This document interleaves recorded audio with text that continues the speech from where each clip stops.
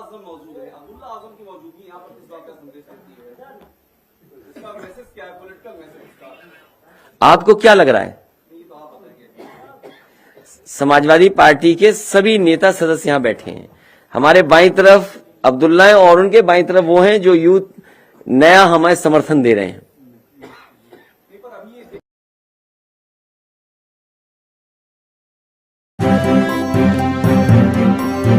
Media voice, आपकी आवाज।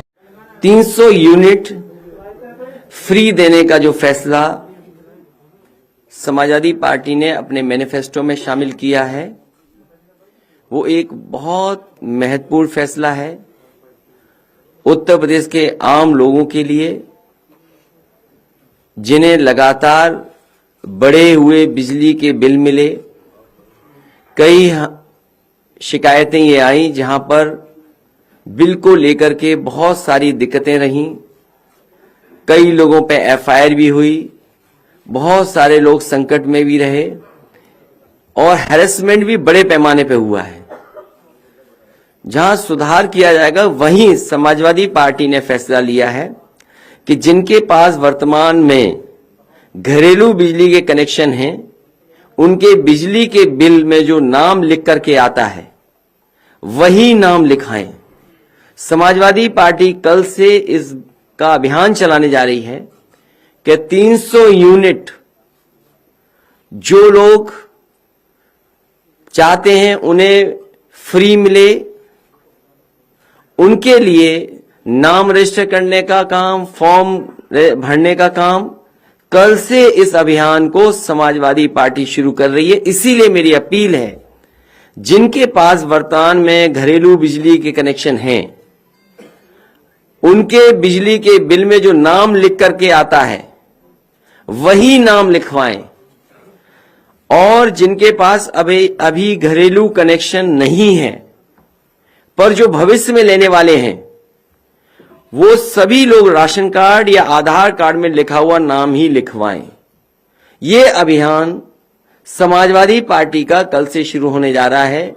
300 unit मुफ्त पाएं, नाम लिखाएं और नाम न छूट जाए। बहुत बहुत धन्यवाद आपका।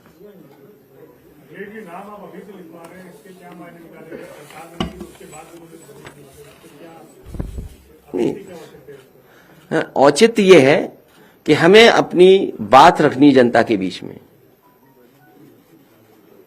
डेमोक्रेसी में और इलेक्शन कैंपेन में जो आप अपना मुद्दा है वो लेकर के जा रहे हैं, तो इस मुद्दे को हम जनता के बीच में और घर घर जाना चाहते हैं। हमारे प्रत्याशी आज कैसे प्रचार करेंगे जहां इतने नियमों का पालन करना है, बड़ी बड़ी रैलियां नहीं हो पा रही हैं। हमारी कोशिश है कि जैसे ही पाबंदियां हटें, नियम बदलें, मैं समाजवादी विजय रथ की अनुमति मांगूं और खाली अकेले ही चलना पड़े उसके लिए भी अनुमति मांगूंगा। लेकिन जब तक नियम वही हैं, नियम जब पुराने हैं, जो चुनाव आयोग ने नियम बनाए हैं, उनका पालन करते हुए समाजवादी पार्टी के प्रत्याशी, समाजवादी पार्टी के कार्यकर्ता और जो लोग हैं, अगर 300 यूनिट मुफ्त पाना चाहते हैं तो फॉर्म भरवाएं, अपना नाम लिखवाएं। और नाम इसलिए जरूरी है कि जो बिल में नाम आता है, बिल में जो नाम आता है वही नाम जरूरी है।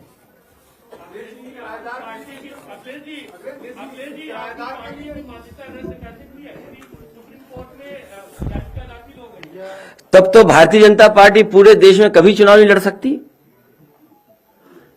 अगर इस तरह के पीआईएल किए जाए और भारतीय जनता पार्टी से स्पॉन्सर्ड पीआईएल हो, तो भारतीय जनता पार्टी तो चुनाव लड़ ही नहीं सकती थी।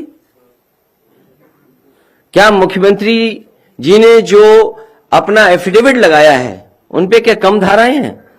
जो डिप्टी सीएम है उन पे कम धाराएं हैं?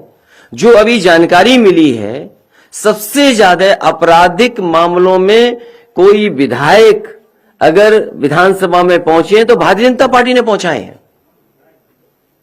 और आपने खुलेआम देखा है सांसद विधायक में कितनी मार पिटाई हुई, और वो भी गिने गए।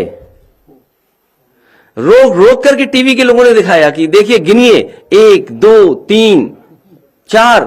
तो इनकी तो पार्टी की मान्यता पहले ही रद्द हो जानी चाहिए।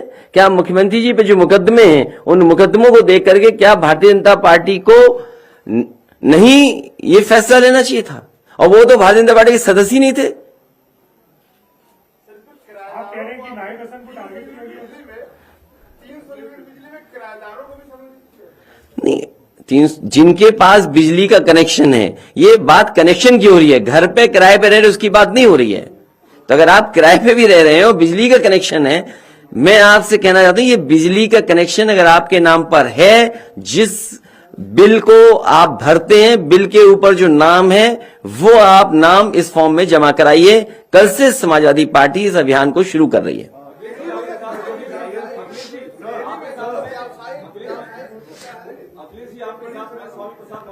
नहीं, मैं पहले इनका सवाल ले रहा हूं।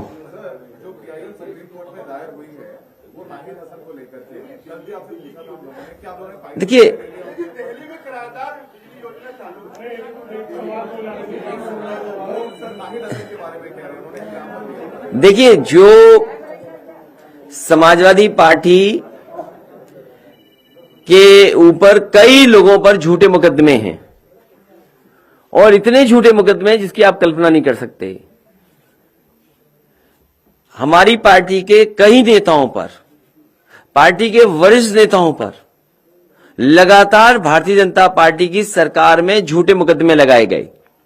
मैंने कई बार प्रेस कॉन्फ्रेंस में इसका उदाहरण दिया कि एक जिलाधिकारी जो रामपुर के थे, वो आउट ऑफ स्टेट से आए थे, उन्हें अपना एक्सटेंशन चाहिए था। उन्होंने सरकार की पूरी मन मर्जी के साथ काम किया और न जाने कितने मुकदमे लगाए रामपुर में। एक आईपीएस एक दूसरे आईपीएस पर आरोप थे और इस बात का आरोप था, ये कोई पॉलिटिकल पार्टी का आरोप नहीं था। एक आईपीएस दूसरे आईपीएस पे आरोप लगा रहा था कि पैसे से पोस्टिंग हो रही है, पैसे से ट्रांसफर हुआ है। उस आईपीएस की जांच खत्म करने के लिए रामपुर भेजा गया। समाजवादी पार्टी पे पिछले 5 साल में सबसे ज्यादा झूठे मुकदमे अगर किसी ने लगाए तो भारतीय जनता पार्टी ने लगाए और उसी कड़ी में नायब हसन भी आते हैं। अखिलेश जी, आपके साथ में आज प्रसाद मौर्य साथ में ये अब्दुल्ला आजम मौजूद है। अब्दुल्ला आजम की मौजूदगी यहाँ पर किस बात का संदेश देती है? इसका मैसेज क्या है? पॉलिटिकल मैसेज का आपको क्या लग रहा है? ये तो आप बताइए। समाजवादी पार्टी के सभी नेता सदस्य यहां बैठे हैं। हमारे बाईं तरफ अब्दुल्ला है और उनके बाईं तरफ वो हैं जो यूथ नया हमें समर्थन दे रहे हैं। पर अभी ये जेल से रिहा होकर के आए हैं, काफी दिन जेल में रहना पड़ा, तो उसके बारे में कुछ आप कहेंगे? क्या कोई अन्याय? ये लड़ाई लगातार लड़नी पड़ेगी। इनको फंसाने में कांग्रेस बीजेपी दोनों एक थे। कांग्रेस भी थी। आप जानकारी कर लीजिए। इसलिए मैं चाहूंगा कि अगर बिजली पर रहेंगे तो ज्यादा आप जनता की मदद कर सकेंगे और मदद कर पाएंगे, क्योंकि मुझे लगता है कुछ साथी ऐसे हैं वो भी बिजली के कारखाने का नाम नहीं रटे हैं अभी तक। बताइए।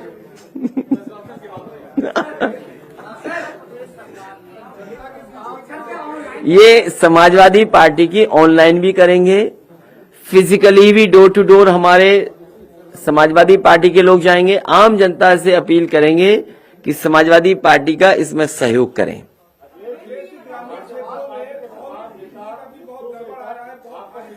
इसीलिए मैंने कहा कि ग्रामीण क्षेत्र में जिनके पास कनेक्शन है, बिजली नहीं आई, लेकिन पता नहीं मीटर की रफ्तार क्या थी। और अगर अभी और हाँ, ये बहुत अच्छी जानकारी दी इन्होंने। सरकार ने पिछले कुछ महीनों से बिजली का बिल नहीं भेजा है लोगों को, और बिल इसलिए नहीं भेजा है कि सरकार को यह पता है कि बिजली के बिल बड़े बड़े पैमाने पर लोगों के जाने हैं। जिन्होंने बिजली नहीं ली, जलाई नहीं, मीटर नहीं चले, उन पे हजारों के बिल आ रहे हैं। सरकार ने जानबूझ करके बिजली के बिल नहीं भेजे, क्योंकि बिजली का बिल भेज दिया तो जनता ऐसा करंट मारेगी, इनको इतना करंट लगेगा कि इनकी जमानतें जब्त हो जाएंगी। पहले हमारा कार्यक्रम ये चल रहा है 300 यूनिट का फ्री और बिजली का उत्पादन उत्तर प्रदेश में कैसे बढ़े।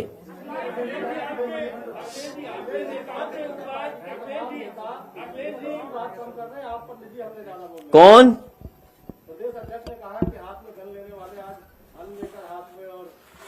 कौन कह रहा है? उनका जवाब हमारे प्रदेश के अध्यक्ष देंगे। जो प्रदेश अध्यक्ष हैं उनका जवाब देंगे। और अगर उन्होंने अन्नदाताओं को आतंकवादी कहा, कौन नहीं जानता कि अन्नदाता को आतंकवादी नहीं कहा भारतीय जनता पार्टी के लोगों ने, तो फिर आतंकवादी को अन्न क्यों खाते हैं? ये खाना छोड़ दें।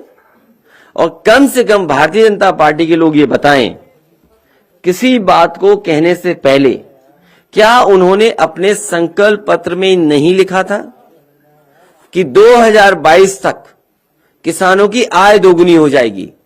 अभी भी जब चुनाव में जा रहे हैं, बहुत सारे चीनी मिलों ने किसानों के गन्ने का भुगतान नहीं किया है। पूरे उत्तर प्रदेश में धान की लूट हुई। पूरे उत्तर प्रदेश में जिन किसानों की फसल का नुकसान हुआ, चाहे ओलावृष्टि से या किसी कारण या जानवर से, अभी तक किसी को मुआवजा नहीं दिया गया, किसी की मदद नहीं की गई।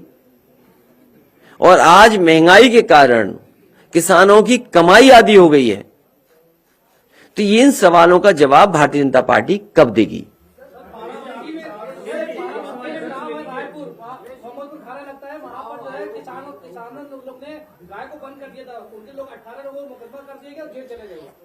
बड़े पैमाने पर उत्तर प्रदेश की गाय मां भूखी हैं।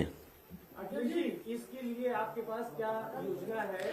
अगर आपके पास सुझाव हो तो जरूर दीजिए, उसको भी शामिल करेंगे, जो मैनिफेस्टो में हम शामिल करने जा रहे हैं।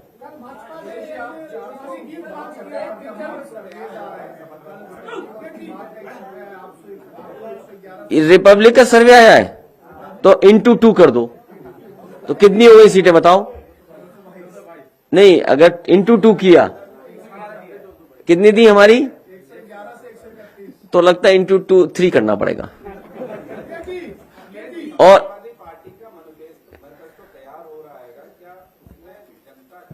अगर आपको अभी भी नहीं लगता 400, आदरणीय स्वामी प्रसाद मौर्य जी आ गए। नहीं, वो जानते नहीं, रिपब्लिक वाले, वो रिपब्लिक वाले जानते नहीं हैं कि स्वामी प्रसाद मौर्य जी साथ आ गए, महान दल साथ है, ओम प्रकाश राजभर जी साथ हैं। उनके साथ कितना अन्याय हो रहा है अपना दल कृष्णा पटेल जी के साथ। जैसे ही समाजवादी पार्टी में उनके दल का गठबंधन हुआ, मुकदमे खुल गए, ट्रस्ट को लेकर के उनके खिलाफ कार्रवाई हो रही है, उन पे भी न जाने कितनी कार्रवाई हो रही। इस सरकार को हो क्या जाता है? सरकार क्यों डरी हुई है? अगर इन समाजों के लिए उन्होंने कुछ काम किया होता तो सरकार को एजेंसियों का सहारा नहीं लेना पड़ता। आज हर वर्ग के लोग दुखी हैं। आरएलडी है हमारे साथ, तो अब 400 आने में क्या कमी है? और जनता नाराज है, जनता नाराज है अभी भी।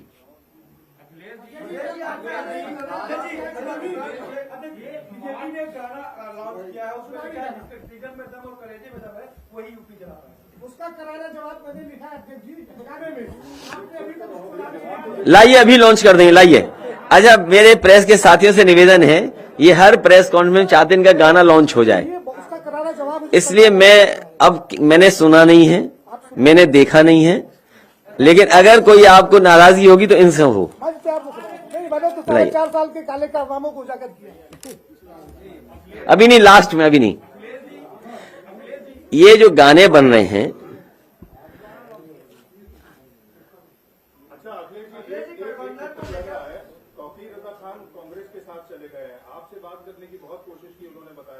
मैं एक बार फिर सभी से अपील करूंगा, भारतीय जनता पार्टी ने महंगाई बढ़ाई है, किसान को बर्बाद किया है, जानवरों से न जाने कितना नुकसान हो रहा है, नौकरी रोजगार खत्म हो गए, प्राइवेटाइजेशन कर करके बाबा साहब भीमराव अम्बेडकर जी का संविधान और उनके दिए हुई व्यवस्था को खत्म कर रहे हैं।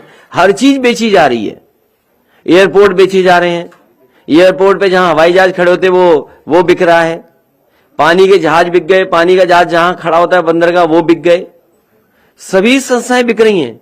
और सोचना इस बात के लिए चाहिए। आज बताइए 2014 के बाद बैंकों में जो इंटरेस्ट था वो कितना कम हो गया। अगर आपका पैसा रखा था बैंक में तो बताइए उस समय क्या इंटरेस्ट मिलता था, आज क्या मिल रहा है। क्या बैंकें नहीं डूब गई? नोटबंदी के बाद अर्थव्यवस्था जहां डूबी की डूबी, लेकिन क्या बैंकें नहीं डूब गई? बैंकें बिक गई। तो ये बड़े सवाल हैं जिनका जवाब भारतीय जनता पार्टी के पास नहीं है।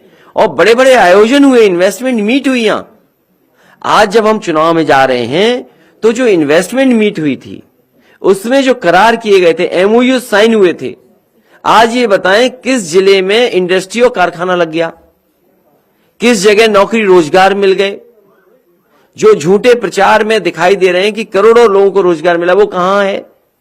सवाल ये महत्वपूर्ण है आज।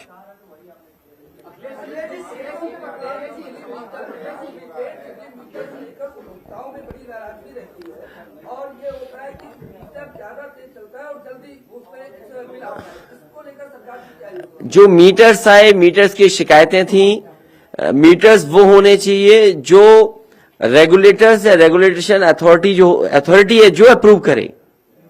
कोई भी खराब मीटर गरीब जनता के घरों में नहीं लगना चाहिए, उत्तर प्रदेश के जनता में के घरों में नहीं लगने चाहिए।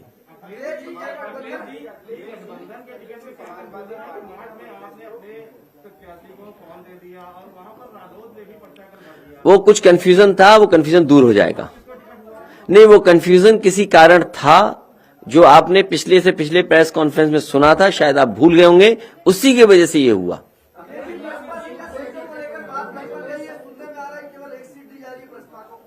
किसको? एसपी प्लस पीएसपी कितनी हो गई सीटें?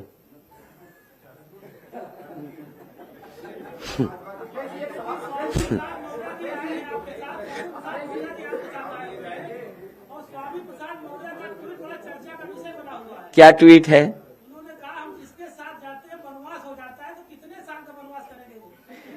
उनका नहीं, उनका करके आएंगे ना वनवास तो। जिसका साथ छोड़ते हैं उसका वनवास होता है। एक बार तो आपका साबित हो चुका है, अब दूसरी बार दोबारा भी साबित होगा 10 मार्च को। अखिलेश जी जो उत्तर प्रदेश सरकार ने एक प्रस्ताव भेजा है यार, अखिलेश जी वास्तव में क्या जनता से कुछ सुझाव लिए जाएंगे? यदि अगर लिए जाएंगे तो क्या माध्यम होगा, क्या प्लेटफॉर्म होगा जो कुछ सुझाव उसमें शामिल हो सके? इधर लगातार सुझाव लिए गए थे और मैंने आपसे कहा कि जिस समय भारतीय जनता पार्टी का मैनिफेस्टो आएगा उसके बाद समाजवादी पार्टी का मैनिफेस्टो लाएंगे। और बहुत सारे सुझाव हमें समय समय पर मिले हैं, सोशल मीडिया के माध्यम से ही मिले हैं, हमारे शुभचिंतक हैं उन्होंने भी दिए हैं, समय समय पर किसान संगठन के लोग मिले हैं या और संस्थाओं के लोग मिले, उन्होंने भी बहुत महत्वपूर्ण सुझाव दिए हैं। बड़े पैमाने पे डॉक्टर्स मिले हैं, लगातार डॉक्टर्स भी संपर्क में, उन्होंने भी कुछ सुझाव दिए हैं। तो लगातार सुझाव समाजवादी पार्टी को मिले हैं, जिन्होंने दिए हैं उनके सुझावों को रखा है। और मैं फिर भी कहता हूं, अगर कोई सुझाव देना चाहता है तो आज इतने प्लेटफॉर्म्स हैं समाजवादी पार्टी के, मेरे पास भी है, इनबॉक्स भी बहुत सारे मैसेजेस मिले हैं। जैसी तारीखें चुनाव की घोषित हुई या पिछले 1 साल से लगातार लोग कुछ न कुछ सुझाव दे रहे हैं।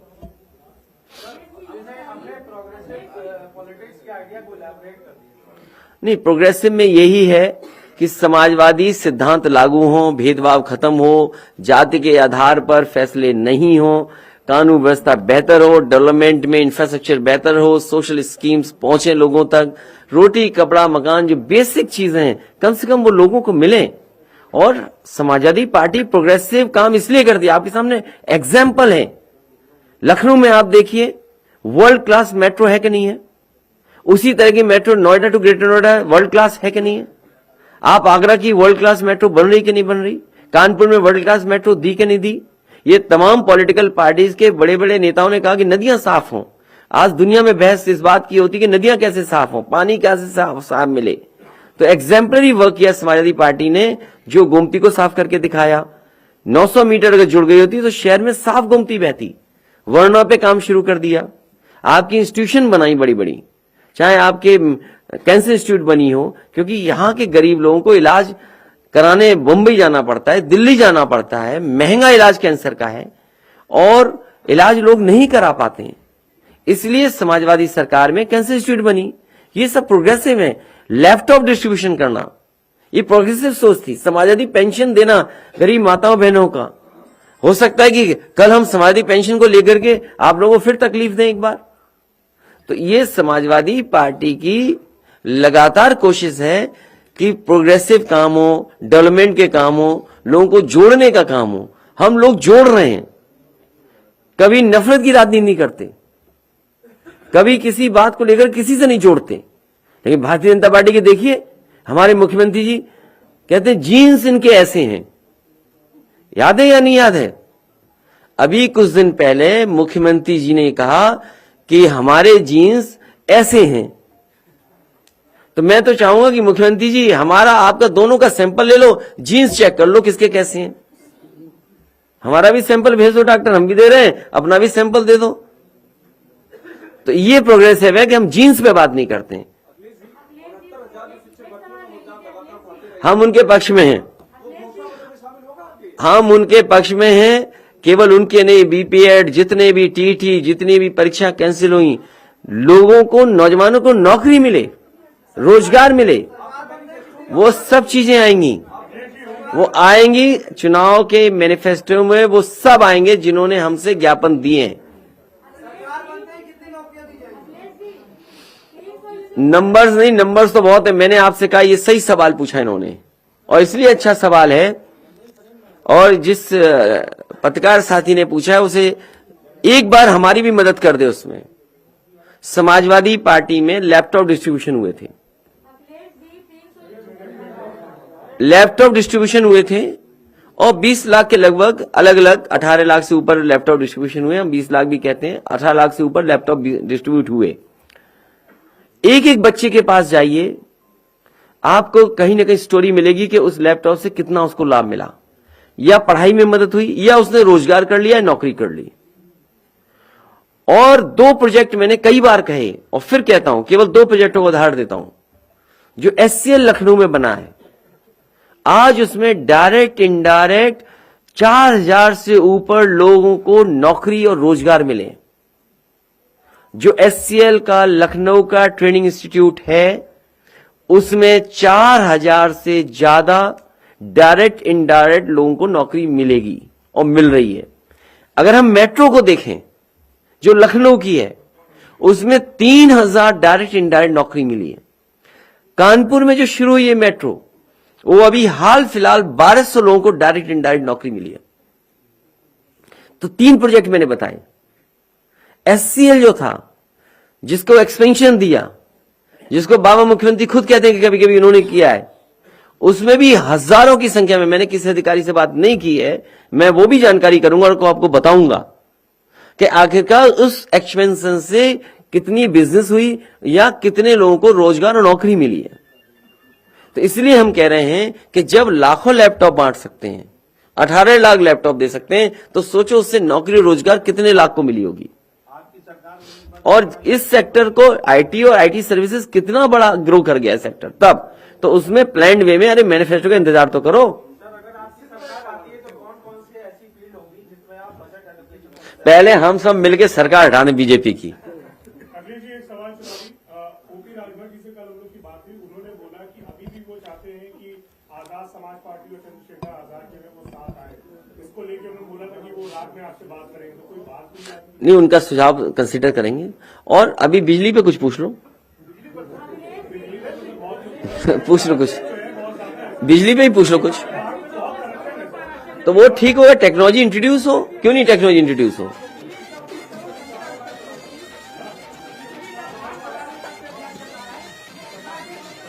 क्या चीज?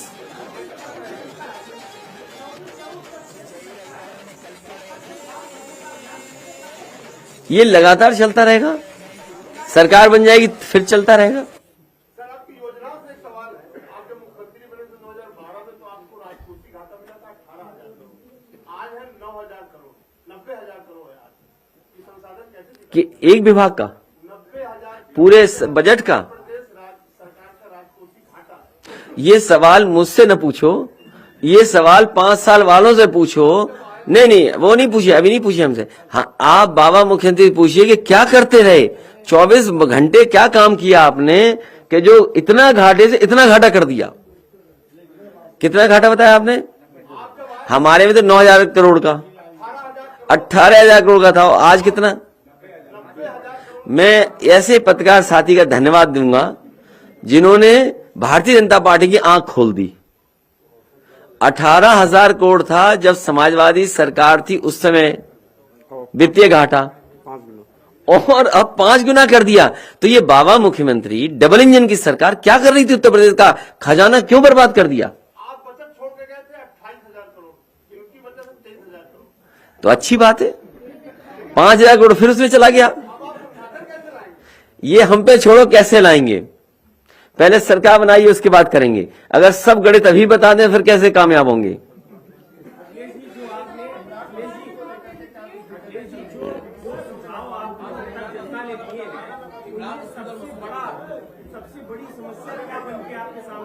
किसकी?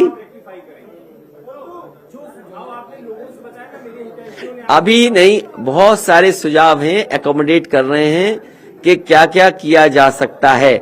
जैसे हमारे इन्होंने बता दिया इतना घाटा है, तो सरकार काम ही नहीं करेगी, इसका मतलब?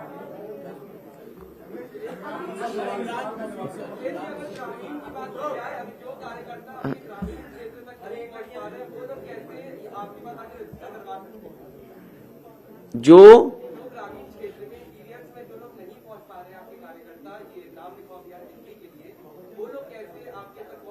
नहीं, हमारे कार्यकर्ता पहुंचेंगे वहां पर, हमारे कार्यकर्ता पहुंचेंगे, और हर जगह हर गांव में कार्यकर्ता हैं। नहीं, व्यक्तिगत भी जाएंगे। मैंने इसीलिए कहा कि हमारा जो कैंपेन है डोर टू डोर जाएगा। आखिरकार जब हम जनता के पास जाएं तो क्या लेकर के जाएंगे? तो हमारे पास फॉर्म होगा, हमारे पास मान लीजिए व्हाट्सएप से जानकारी देने की व्यवस्था होगी। तो इसलिए हमारे फिजिकली भी लोग जाएंगे डोर टू डोर, फॉर्म भराने के लिए या जानकारी देने के लिए और जानकारी हासिल करने के लिए। डिजिटली हम लोग कनेक्टेड है। देखिए, आपसे जो बात कर रहे हैं ये भी डिजिटली कनेक्टेड है। सवाल आपके आ रहे हैं, लेकिन हमारे प्लेटफॉर्म से ये सब देख रहे हैं, सुन रहे हैं।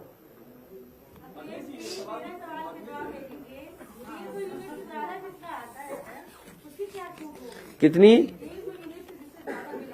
150 यूनिट से? तो 300 यूनिट ही तो माफ कर रहे हैं, तो 300 यूनिट वाला बिल देना आप, माइनस हो जाएगा 300 यूनिट आपका, 300 यूनिट माइनस हो जाएगा आपका। अगर आपका यही 300 यूनिट क्या कार्यक्रम शुरू करेंगे?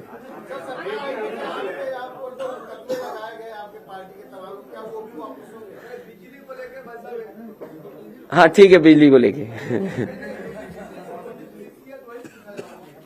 क्या चीज? पूछिए पूछिए। आप रुक जाओ भाई।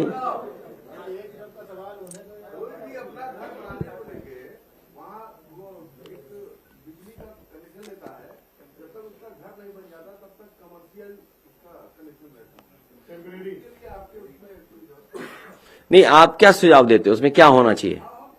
तो देखिए, जो हाँ ठीक है, ये अगर इस तरह का व्यवस्था कोई सुझाव होगी तो उसको शामिल करेंगे, सहूलियत दें कनेक्शन को लेकर के।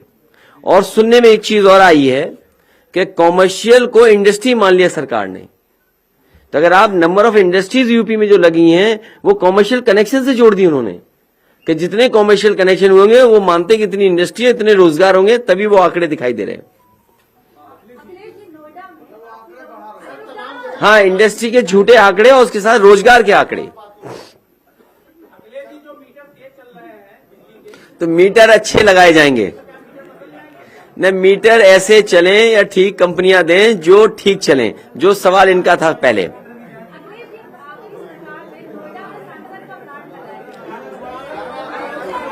अजय, आखिरी गाना सुनाइए इनका, जो गाना लॉन्च है।